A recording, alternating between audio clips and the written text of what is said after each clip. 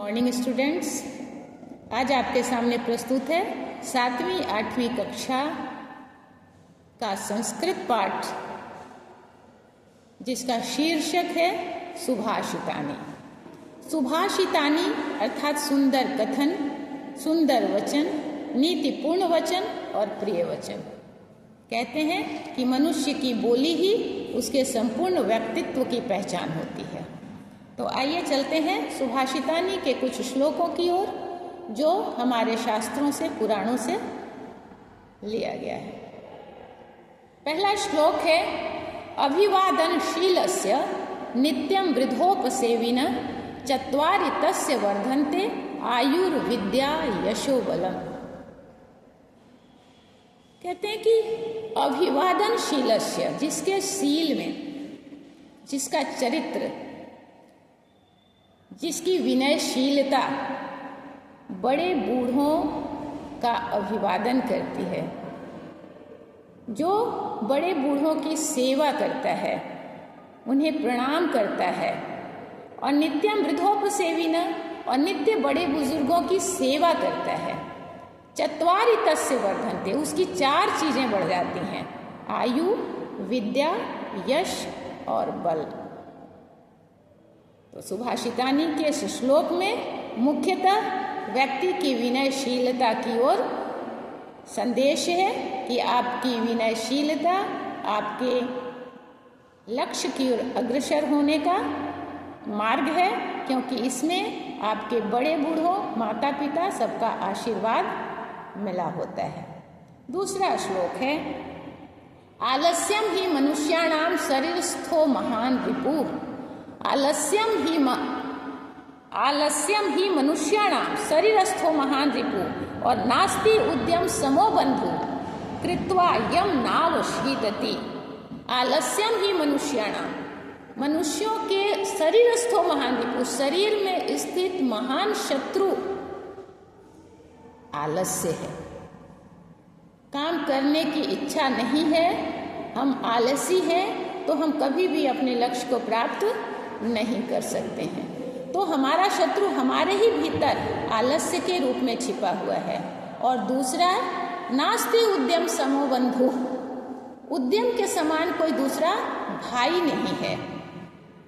जो उद्यम करता है, जो परिश्रम करता है, वो कभी भी अवसाद में नहीं होता, न अवशीदति, वो कभी दुखी नहीं होता, क्योंकि परिश्रम से ही सफलता मिलती है।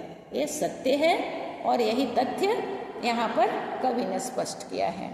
तीसरा श्लोक है, हस्तस्य भूषणम दानम सत्यम कंठस्य भूषणम श्रोत्रस्य भूषणम शास्त्रम भूषण किम प्रयोजनम। कितनी अच्छी बातें हैं। हस्तस्य भूषणम दानम, हमने आभूषण जो हमारे शरीर को, सौंदर्य को अलंकृत करता है, बड़े महंगे है ना, सोना, चांदी, हीरा और न जाने क्या क्या हम पहनते हैं शरीर की शोभा बढ़ाने के लिए। लेकिन कवि यहाँ कहता है कि हस्तस्य भूषणम दानम, देने से बड़ा कोई आभूषण नहीं है हाथ के लिए। हाथ का आभूषण दान है। जब हम किसी को देते हैं तो हाथ की शोभा बढ़ जाती है। और सत्यम कंठस्य भूषणम, कंठ का आभूषण सत्य है। जब हम सत्य वचन बोलते हैं, शास्त्र वचन बोलते हैं, तो उस वचन में आकर्षण होता है और उससे लोगों का मार्गदर्शन भी होता है। तो हमारे कंठ बिना नौलखा हार के ही सुशोभित हो जाते हैं। और श्रोत्रस्य भूषणम शास्त्रम, कानों का आभूषण क्या है? शास्त्र निहित वचनों को सुनना, निंदा नहीं करना, निंदा नहीं सुनना है, अशुभ और बुरे विचारों को श्रवण नहीं करना है। शास्त्रों में जो वचन, जो अच्छे कथन, अच्छे वचन लिखे गए हैं, उस वचन को सुनने से कान तृप्त हो जाता है और सुंदरता उसकी बढ़ जाती है। और भूषण है किन प्रयोजन। फिर कभी कहता है, फिर आभूषणों की क्या आवश्यकता है? जब सारे आभूषण हमारे ही भीतर है, तो फिर बाह्य आभूषण की कोई आवश्यकता नहीं है। तो कवि ने हमारे आंतरिक सौंदर्य को बढ़ाने के लिए जिन आभूषणों का उदाहरण दिया है, वो निश्चय ही मानवता के मार्ग को प्रशस्त करता है।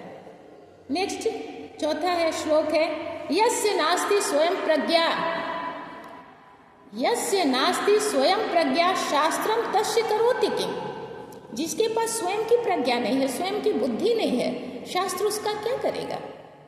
अतः शास्त्र पढ़ने से हमारे पास ज्ञान नहीं होगा अगर हमारे पास अपना ज्ञान नहीं है।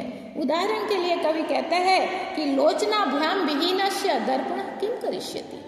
अगर हम आंखों से अंधे हैं, हमें दिखाई नहीं पड़ता है, तो आईना हमारे किस काम का। तो शास्त्रों का ज्ञान भी हम तभी प्राप्त कर सकते हैं जब हमारे खुद की प्रज्ञा, खुद की बुद्धि जागृत हो। आगे बढ़ते हैं। नास्ति लोभ समो नास्ति लोभ समो व्याधि। लोभ के समान कोई व्याधि नहीं है, कोई रोग नहीं है, कोई बीमारी नहीं है, लोभ नहीं करना चाहिए। और नास्ति क्रोध समो रिपु, और क्रोध के समान कोई दूसरा शत्रु नहीं है। सोचिए, हमारे ही अंदर विभिन्न प्रकार के शत्रु छिपे हुए हैं, हमें अपने शत्रुओं को बाहर करना है। कैसे करेंगे? वो हमारे ही भीतर है। बाहरी शत्रु से तो हम लड़ लेंगे, आंतरिक शत्रुओं से लड़ना बड़ा कठिन है। तो कवि ने स्पष्ट रूप से कहा है कि नास्ति लोभ समो व्याधि। शारीरिक रोग हमारे ही लोभ से उत्पन्न होता है। और नास्ति क्रोध समो रिपु, और क्रोध ही हमारे शत्रु का काम करता है। हम कहीं भी क्रोध करेंगे तो 4 दुश्मन हमारे बन जाएंगे, जो हम पर हावी हो जाएंगे, कहीं भी हम पराजित हो सकते हैं। नास्ति दारिद्र्य वद दुखम, और दरिद्रता, गरीबी से बढ़कर कोई दुख नहीं है, है ना। कहते हैं रहीमन याचकता गहे बड़े छोट हुए जात, मांगना न पड़े किसी से।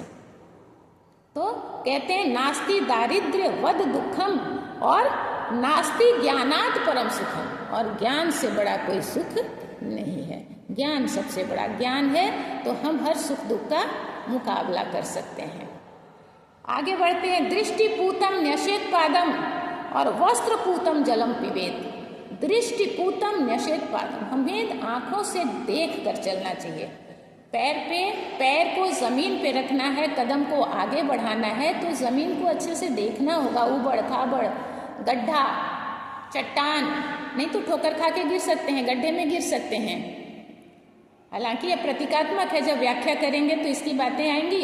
तो आंखों से देख कर चलिए, सही मार्ग अपनाइए, सोच समझकर अच्छे मार्ग पर चलिए। और वस्त्र पूतम जलम पिबेत, कपड़े से छान कर जल पीजिए। कीड़े मकोड़े, गंदगी, जो कृमि बहुत सूक्ष्म होते हैं, जो नंगी आंखों से नहीं देखे जा सकते, उसको कपड़े से छान कर पीजिए। शुद्ध जल का पान करिए। और शास्त्र पूतम वदेत वाक्यम, वाक्य सोच समझकर बोलिए जो शास्त्र निहित वाक्य हों, जो शास्त्रों ने हमें आज्ञा दी है कि कैसे वचन बोलना चाहिए। इस कलयुग में बात की किसी को परवाह नहीं होती, जो भी वचन आते हैं हम बोल देते हैं, उसका क्या प्रभाव होगा उसको हम समझ नहीं पाते। इसलिए संस्कृत पढ़ना अनिवार्य है। संस्कृत ही हमारी संस्कृति को जीवित रखती है। कहते हैं शास्त्र पूतम वदेत वाक्यम मना पूतम समाचरेत, मन से सोच कर आचरण करिए।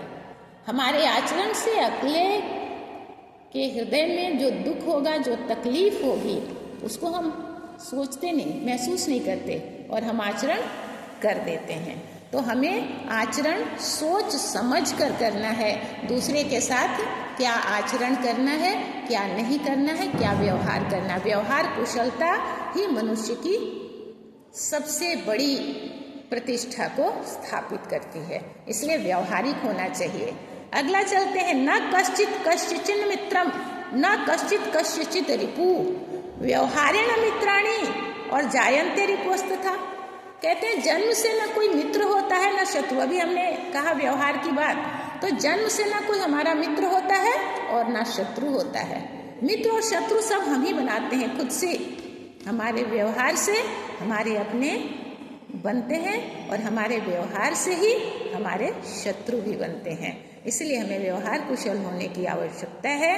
और व्यवहार कुशल होने के लिए हमारा अनुशासन, हमारा ये वचन बोलने से पहले 100 बार सोचना चाहिए कि जो बात हम बोलने जा रहे हैं वो अगले को कैसा लगेगा।